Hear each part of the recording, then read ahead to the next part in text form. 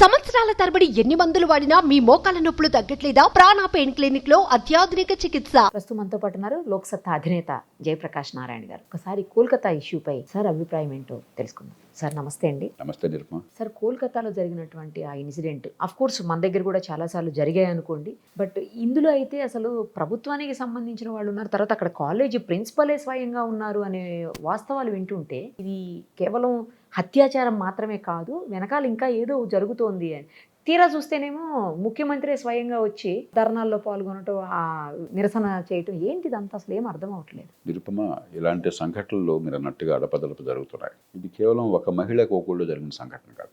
మన దేశంలో దీనికి స్పందించని కుటుంబం ఉండదు, నాతో సహా. మనకు వెంటనే గుర్తుకొచ్చేది నా ఇంట్లో నా కూతురు ఉన్నది, కరెక్ట్ సార్, అంతే కదా. లేకపోతే నా చెల్లి ఉన్నది, లేకపోతే నా మేనకోడలు ఉన్నది, మా నీస్ ఉన్నది, లేకపోతే మా శ్రీమతి ఉన్నది. ఎవరికైనా జరగచ్చు. అది తలుచుకుంటేనే మనందరికీ కూడా భయం కలుగుతుంది. అందుకనే సమాజం ఎంత గట్టిగా ఎందుకు స్పందిస్తోంది అంటే మన కుటుంబానికి కూడా జరుగుతుందని చెప్పిన స్పృహ మనకున్నది. కాబట్టి దీన్ని రాజకీయాలకు అతీతంగా మనం ఆలోచించాలి.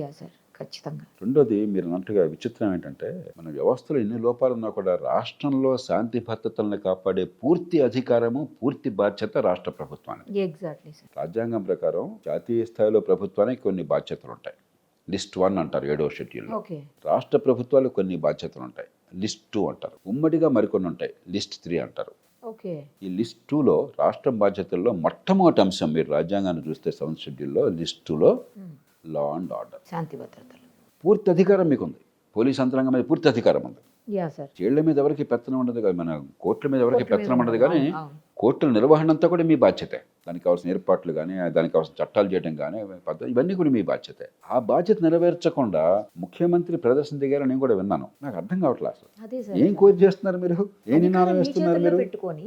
అధికారం మీ చేతుల్లో ఉండి ప్రజలు మీకు బాధ్యత అప్పచెప్పి, రాజ్యాంగం మీకు ఆ బాధ్యత అప్పచెప్పి, మామూలు రోజుల్లో అలాగో మామూలుగా చట్టబద్ధ పాలన జరగటం లేదు.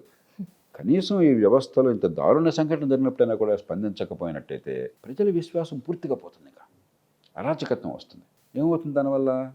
వేగంగా, సమర్థంగా న్యాయం అందుతుంది. ఇంత దారుణానికి పాల్పడిన వాళ్ళని గుర్తించి మన అమాయకుల్ని కాకుండా కఠినంగా శిక్షేస్తాము. ఇంత దారుణం అయితే ఉరిశిక్ష పడాలి. అత్యాచారం చేసి చంపన కూడా చంపితే, లేకపోతే సామూహిక మానభంగం చేస్తే నా దృష్టిలో ఉరిశిక్ష చాలా సాగుబైనటువంటిది. కానీ ఆ విశ్వాసం లేదు. ఇప్పుడు బ్రిటన్లో జూలై 29వ తారీఖున ఒక ఉన్మాది, ఒక 17 ఏళ్ల ఉన్మాది, మరి ఏ కారణంగా చేశాడో మనకు తెలియదు, వాడు 3 చిన్నారులను చంపేశాడు కత్తితో పొడిచి. 6 ఏళ్ల పిల్ల, 8 ఏళ్ల పిల్ల, 9 ఏళ్ల పిల్ల. సమాజం మొత్తం ఇప్పుడు మన దేశంలో లాగానే తీవ్రంగా స్పందించింది. అక్కడ ఏదో ముసల్మాన్లు ఆ పని చేశారు, కాంతిశీకులు, వాళ్ళ వల్ల అయిందన్న అపోహల్లో అబద్ధం తెలియక రైట్స్ అయినాయి. దేశం అంతా అలా కల్లోలాలు వచ్చినాయి. మనకు ఇప్పుడు మత కలహాలు వస్తుంది, అలా వచ్చినాయి. కానీ గొప్ప విషయం ఏంటంటే 15 రోజుల లోపల 100 మంది ఈ రైట్స్లో పాల్పంచుకుని అరెస్ట్ చేశారు. డజన్ల మందికి శిక్షలు వేశారు. ఇంత ఫాస్ట్గా 15 రోజుల్లో వాళ్ళని గుర్తించడం, నేరాలు రుజువు చేయటం, వాళ్ళు ఆస్తులు ధ్వంసం చేశారు, పోలీసు మీద రాళ్ళు వేశారని చెప్పను, వాళ్ళకి శిక్ష వేయటం అయిపోయింది. ఈ మధ్యన ఈ గొడవ జరుగుతున్న కాలంలో ఏదో వార్త నాకు కళ్ళబడింది, మీరు చూస్తుంటారు బహుశా. రాజస్థాన్లో ఒక 6-7గురికి చాలామంది ఆడపిల్లని అత్యాచారాలు చేశారు గతంలో అని చెప్పిన శిక్షలు పడ్డాయట ఇప్పుడు 32 ఏళ్ల తరువాత.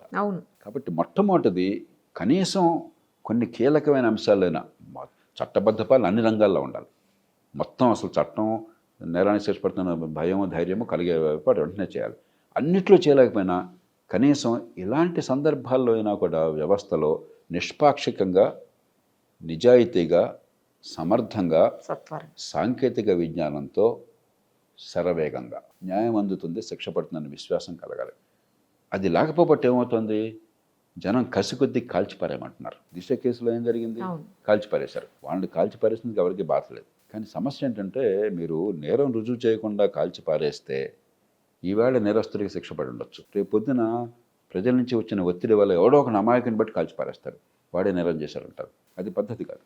ఆ రోజు మనకేదో కసి తీరొచ్చు. మీకు గుర్తుందో లేదో, ఒక 15 ఏళ్ల క్రితం 2007-8 ప్రాంతాల్లో వరంగల్లో 2 ఆడపిల్లల మీద యాసిడ్ పోశారు. అప్పుడు కూడా జరిగింది. ఇక్కడ ముఖ్యమంత్రి గారు పిలిచి బాగా కేకలేసరికి పోలీసులపై కాల్చిపారేశారు. సమాజం అంతా బాగుందన్నారు. ఆ కేసు శాటిలైట్ ఛానల్లో చేసింది నేను.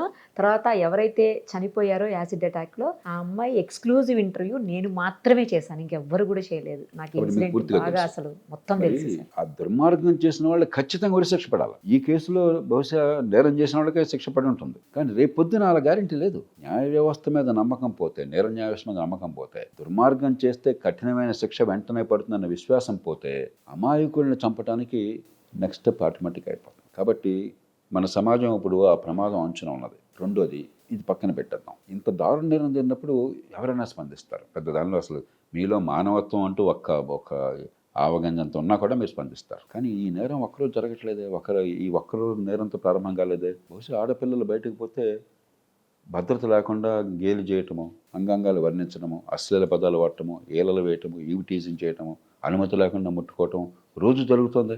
అవును సార్, కరెక్ట్ మేడం. ఈ దేశంలో ఒక మహిళ కాలేజీకి వెళ్ళాలన్నా, లేకపోతే షాపింగ్కి వెళ్ళాలన్నా, సినిమాకి వెళ్ళాలన్నా, సిటీ బస్సులో ఇంకొకటి ప్రయాణం చేయాలన్నా కూడా ఎన్ని రకాలైనటువంటి ఇబ్బందులు ఎదుర్కొంటున్నారు ఇవాళ. అలవాటు పడిపోయి దానికి ఏదో డిఫెన్సెస్ వాళ్ళు తంటాలు పడి వాళ్ళు అమ్మయాని బతికేస్తున్నారు. ఎప్పుడైతే ఈ చిన్న చిన్న నేరాలు, ఈ థ్రెషోల్డ్ లోపల ఉండే నేరాలు మనం పట్టించుకోవట్లేదో, సమాజం ఓకే అంటుందో, వాళ్ళే పెద్ద నేరాలకు వెళ్ళిపోతున్నారు. సమాజంలో ఒక భద్రత ఉన్నది. ఆడపిల్లని గురించి అశ్లీలంగా మాట్లాడితే నీకు వెంటనే శిక్ష పడుతుంది, దేహశుద్ధి అవుతుంది, లేకపోతే 4 రోజులు జైల్లో ఉంటావు, లేదా 1000 రూపాయల పెనాల్టీ, తర్వాత నీ పేరు ప్రొబేషన్ లిస్టులో పెడతాం, నీ కాలేజీ సీటు పోతుంది, లేదా ఉద్యోగం రాకుండా పోతుంది. ఆ వాతావరణం ఉందనుకోండి, ముందు ఒక భద్రత వాతావరణం ఉంటుంది. అది లేకపోతే ఏమవుతుంది, బయట ప్రమాదం జరుగుతుందన్న భయంతో ఆడపిల్లలను రక్షిద్దామన్న ఉద్దేశంతోనే ఇక నువ్వు బయటకు వెళ్ళొద్దామా, ఎందుకు ఇది అవసరంగా ఇంట్లో ఉండిపో అని చెప్పంటే మళ్ళీ 100 ఏళ్ల క్రితంకి వెళ్ళిపోయాం మనం. ఆడపిల్లల స్వేచ్ఛను నాశనం చేసి భద్రత కలిగిస్తే బానిసత్వం అవుతుంది. కాబట్టి భద్రమైన వాతావరణం కావాలి. దానికి లోక్సత్తా అనే ఒక చట్టం తీసుకొచ్చింది, స్థానిక న్యాయాలయాల చట్టం అని చెప్పని. దానిలో మార్పులు చేర్పులు చేసి వేగంగా 3 రోజుల్లో 4 రోజుల్లో ఇలాంటి ఆకతాయాలను గుర్తించి వాళ్ళకి చిన్న శిక్ష వేయండి చాలు. జైలు కూడా అక్కర్లే అసలు. ఒక 10,000 వేయండి, 3 ఏళ్ళు ప్రొబేషన్లో పెట్టండి, రెండోసారి చేస్తే జైల్లో పెట్టండి, 1 నెల 2 నెలలు. సమాజం మొత్తానికి అర్థమయ్యేట్టు చేయండి. 3 రోజులు జరిగిపోవాలి. ఆ ప్రయత్నం దేశంలో జరుగుతుందా? జరగపోయేసరికి ఏమవుతుంది, ఈ పెద్ద నేరం వచ్చినప్పుడు మనం స్పందిస్తున్నాము. రోజు జరిగే చిన్న నేరాలు మహిళల మీద కేవలం లింగ వివక్ష కారణంగా అవమానించడం, భయపెట్టడము, భయభ్రాంతించడం, ఆ దారిని పోతే వాళ్ళు గుండాలు ఉంటారు మనకి. ఎందుకంటే ఈ పరిస్థితి తీసుకొస్తే మన సమాజం ఏమవుతుంది. కాబట్టి కేవలం ఇంత పెద్ద నేరాలకు స్పందించి హడావుడి చేయటం కాదు, మహిళలకి భద్రమైన వాతావరణం మన సమాజంలో అన్ని రంగాల్లో కల్పించడం ఎట్లా. అది లేకపోతే స్వేచ్ఛను కోల్పోయి మహిళలను బానిసం చేసిన వాళ్ళు అవుతాం. ఇది ప్రభుత్వం పాత్ర. ఈ 2. మరి ప్రజల సంగతి ఏంటండి, బొంబాయి నగరంలో 3-4 సార్లు నేను పత్రికల్లో చూశాను, లోకల్ ట్రైన్స్లో మహిళ మీద అత్యాచారం చేస్తుంటే 100 మంది ఆ ప్రయాణం చేసే వాళ్ళు కూడా మాకు చూడనట్టుగా తలకాయ చెప్పి వెళ్ళిపోయారట. అంటే ప్రతి మనిషికి ఒక పోలీసుని పెడతారా ఈ ప్రభుత్వమైనా? సాధ్యమా? మన కళ్ళెదురుగా తప్పు జరుగుతుంటే ఏమిరా అని చెప్పని గదమాయించే శక్తి లేదా మీకు? ఆపే శక్తి లేదా 10 మందికి? రేపొద్దున మళ్ళీ రోడ్ల మీదకి వచ్చి మనం హంగామా చేస్తామా? మా కళ్ళెదురుగా ఏ తల్లికి, ఏ పిల్లకి, ఆడపిల్లకి ఏ రకమైన అవమానం, అత్యాచారం దాకా వెళ్ళక్కర్లా, నేను ఊరుకోను, నేను స్పందిస్తాను, వాళ్ళందరూ బుద్ధి చెప్తాను చెప్పినటువంటి ఒక వాతావరణాన్ని క్రియేట్ చేయాలి. ఒక నాగరిక సమాజం అయినట్టయితే నాకెందుకు, వాళ్ళు ఎవరో పిల్ల కదా అని చెప్పి అనుకుంటే ఎంత తప్పది, రేపొద్దున మీ పిల్ల అవుతుంది. కాబట్టి మన సమాజం కూడా అంతర్ముఖం కావాలి.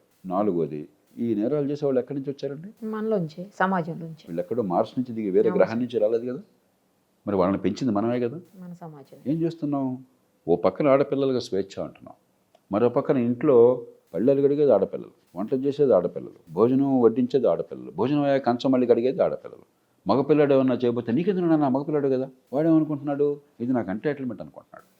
ఆడపిల్లలు ఎప్పటికీ నాకు లొంగే ఉండాలా, నాకు బానిసగా ఉండాలా, నేను ఎప్పుడు పెద్దవాడిని, ఏం చేసినా చేయకపోయినా, చదివినా చదవకపోయినా, నేర్చుకోకపోయినా, క్రమశిక్షణ లేకపోయినా కూడా అని చెప్పి అనుకుంటున్నాడు. అందరూ అంటారు, కానీ చాలామంది. కొంతమంది ఎప్పుడైతే ఆడపిల్లలు సమాజంలో కొన్ని గౌరవప్రదంగా చేయగలుగుతున్నారో, మగవాళ్ళ కంటే ఎక్కువగా విజయం సాధించగలుగుతున్నారో, ఈ రకమైన భావం, ఆధిపత్య ధోరణి ఓ పక్కన, కసి మరో పక్కన, అభద్రత ఉన్నటువంటి సమాజంలో ఈ నేరాలు పెరిగిపోతున్నాయి. కాబట్టి మన పిల్లల పెంపకంలో, కాలేజీల్లో, స్కూళ్ళల్లో కానీ, కుటుంబంలో కానీ మనందరం అంతర్ముఖలం కావాలి.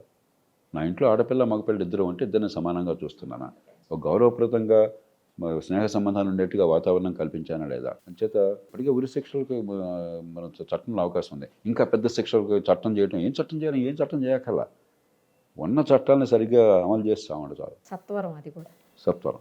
ఫారెన్సిక్స్ లేవు మనకి, అక్కడ మరి నాకు తెలియదు ఏం జరిగిందో, కానీ పత్రికల్లో వస్తున్న వార్తల ప్రకారం అసలు కనీస ప్రోటోకాల్స్ పాటించలేదు. నేరంలో సాక్ష్యాధారాలు సేకరించాలంటే కొన్ని స్టాండర్డ్ ప్రోటోకాల్స్ ఉన్నాయి. Yeah sir. ఎవిడెన్స్ కస్టడీ చేయని అంటారు. అట్లాగే అక్కడ దాన్ని ఏది టచ్ చేయకుండా మనం క్రైమ్ సీన్ని డిస్టర్బ్ చేయకుండా ఉండాలి. కొన్ని స్టాండర్డ్ ప్రోటోకాల్స్ ఉన్నాయి. కనీసమైన ప్రోటోకాల్స్ పాటించదు అంటున్నారు. వాస్తవం కాదో నాకు తెలియదు. మరి అలాంటి సమాజం ఊరికే ఏదో ఒక సంఘటన జరిగినప్పుడు తీవ్రంగా స్పందిస్తే ఆ 2 రోజులు వాతావరణం కనిపిస్తుంది, కానీ భద్రత ఎట్లా వస్తుంది? అసలు ఈ కేసులో ఎఫ్ఐఆర్ కూడా పోస్ట్ మార్టం అయిపోయాక 3 అవర్స్కి ఎఫ్ఐఆర్ చేశారు సార్. నేను అందరినీ కోరేది ఏంటంటే దీనికి స్పందించడం చాలా తేలిక, కానీ అంతకు మించి మనం అంతర్ముఖలం కావాలా. We must build systems. నా మట్టుకు నేను ఆడపిల్ల బయటికి వెళ్తే ఒక అరగంట ఆలస్యం అయితే 10 సార్లు ఫోన్ చేయాల్సి వస్తుంది. అమ్మాయి ఎట్లా ఉందో అని చెప్పాను.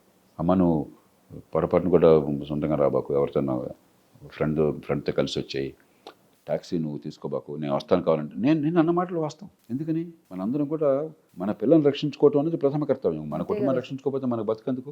ఎగ్జాక్ట్లీ. కానీ ఎంతమంది అలా సొంతంగా చేయగలరు? అది పరిష్కారం కాదు కదా. ఆ పేరుతో నేను ఆడపిల్లని వెళ్ళొద్దమ్మా ఎందుకు ఈ టైంలో అన్నాను అనుకోండి, కాలక్రమేణా ఏమవుతుందో బానిసత్వం వచ్చేస్తుంది, మళ్ళీ పరదాలోకి వెళ్ళిపోతాం. కాబట్టి స్వేచ్ఛని కాపాడుతూ రక్షణ ఇవ్వటం ఎట్లాగా, దానికి అటు ప్రభుత్వము, చట్టము, మన కుటుంబాలు, మనము, సమాజం అలా ఆలోచించకుండా ఇది మనం ఏదో 2 రోజుల పాటుగా మళ్ళీ ప్రతి కూడా న్యూస్ సైకిల్ అయిపోయింది మన దేశంలో. అది అయిపోగానే మళ్ళీ దాని గురించి అసలు చర్చ ఉండదు. మళ్ళీ ఇంకోటి జరుగుతుంది. అది జరిగినప్పుడే మళ్ళీ అందరూ మొత్తుకుంటారు, రోడ్ల మీదకి వస్తారు, మీడియా మాట్లాడుతుంది, అందరూ మాట్లాడతారు. అదే సమయం ఇంకోటి కూడా చెప్పాలి నిర్మా, సార్ నిరాశకూడదు.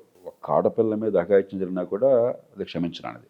కానీ మానవ సమాజంలో మన దురదృష్టం కొద్దీ పట్టణీకరణ ఉన్న సమాజంలో, నాగరికత పేరుతో ఉన్న సమాజంలో మన సినిమాల్లో కూడా ఆడపిల్లల్ని వేధించడం పెద్ద హీరోయిజంగా చూపెడుతున్నారు. కాబట్టి దురదృష్టం కొద్దీ ప్రపంచమంతా కూడా మహిళల మీద చిన్నవో పెద్దవో ఏదో రకమైనటువంటి ఇలాంటి ప్రవృత్తి ఉన్నమాట వాస్తవం. దానిలో ఈ మాట నేను చాలా జాగ్రత్తగా మాట్లాడుతున్నాను, అపార్థం చేసుకోవద్దు. ఒక్కడి జరిగినా కూడా అన్యాయమే. కానీ మిగతా సమాజంతో పోలిస్తే ఇప్పటికి కూడా మన దేశంలో కాస్త మెరుగు. మనం దానికి అతిగా స్పందిస్తే, ఈ మధ్య కూడా టీవీ ఛానల్లో చూశాను, అవాకులు చౌకులు మాట్లాడారు యాంకర్లు. వాళ్ళకి ఏం తెలీదు, ఉద్దేశం మంచిదే, ఆవేశపడ్డారు. ప్రతి గంటకి కొన్ని వేల మంది మహిళల మీద అత్యాచారాలు జరుగుతున్నాయి ఈ దేశంలో. పచ్చి అబద్ధం, నాన్ సెన్స్ దే టాక్. అంకెల గురించి అవగాహన లేదు. భయాన్ని పెంచడం తప్ప సమాజంలో ఆడపిల్లల్ని బానిసలుగా చేయడం తప్ప దానికి ప్రయోజనం ఉండదు. కాబట్టి చర్చ వాస్తవాల ఆధారంగా బ్యాలెన్స్డ్గా ఉండాలి. మన దేశంలో అత్యాచారాలు దాదాపుగా రోజుకి 100 జరుగుతున్నాయి, క్షమార్హం కాదు. కానీ అమెరికాలో రోజుకి 300 జరుగుతున్నాయి. అంటే అక్కడ 300 జరిగితే ఇక్కడ 100 జరగచ్చు అని అంటలా. కానీ మనం ఉన్నదాన్ని ఎక్కువ చేసుకుని మరి పరిష్కారం మీద దృష్టి పెట్టాలి. కానీ ఒక భయానక వాతావరణము, అతిశయోక్తులు, అక్కడి నుంచి ఆడపిల్ల బయటకు వెళ్ళకూడదనే వాతావరణము, కట్టడి చివరికి బానిసత్వము, అది కాదు పరిష్కారం. మీరు చెప్పారు నిర్భయ కేసు అప్పుడు నాకు బీబీసీ అంటే చాలా ప్రాణం. కొన్నేళ్ల పాటు నేను కొన్ని గంటలు విని నా ప్రపంచ జ్ఞానం నాకు చాలా వచ్చింది దాని నుంచి. ఉదాహరణకి ఆ బీబీసీలో ఐ వాజ్ అషేమ్డ్. ఆ బీబీసీలో చేసినప్పుడు India is capital of the world అని చెప్పిన వాళ్ళు ఒక శీర్షికన, వాళ్ళు ఉన్న బ్రిటన్ మనతో పోలిస్తే 4% జనాభా. బ్రిటన్లో ఏడాదికి 16,000 రిపోర్ట్ అవుతున్నాయి. మనకంటే వాళ్ళకి చాలా ఎక్కువ ఉన్నాయి. అదే కదా సార్. వాళ్ళకి ఆ సంగతి తెలియదు, వాళ్ళు దురుద్దేశంతో చేయట్లా. మన రియాక్షన్ని బట్టి వాళ్ళు భారతదేశం క్యాపిటల్ ఇక్కడ ఇంకేముండమని చెప్పిన అది కూడా మంచిది కాదు. కాబట్టి పబ్లిక్లో కూడా డిస్కషన్ కూడా ఎవిడెన్స్ బేస్డ్గా, సొల్యూషన్ బేస్డ్గా ఉండాలి. కానీ ఐ వాజ్ సో డిసప్పాయింటెడ్. ఒక నేషనల్ ఛానల్ ప్రతి గంటకి కొన్ని వేల మందికి అత్యాచారాలు. ఏమి మాట్లాడుతున్నారు వాళ్ళు?